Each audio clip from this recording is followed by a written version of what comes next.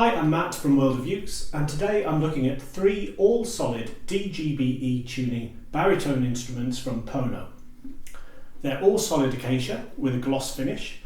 There's the regular sized baritone ABD or acacia baritone deluxe. There's a mid-sized ULN41, which is like a larger baritone or a small tenor guitar.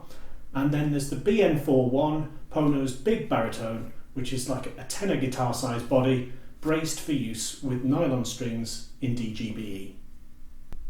First, the ABD, the Acacia Baritone Deluxe, has a scale length of 50.8 centimetres and an overall length of 76.2 centimetres.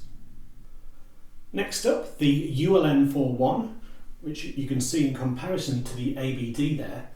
This one has a scale length of 54.4 centimetres and an overall length of 82.5 centimetres.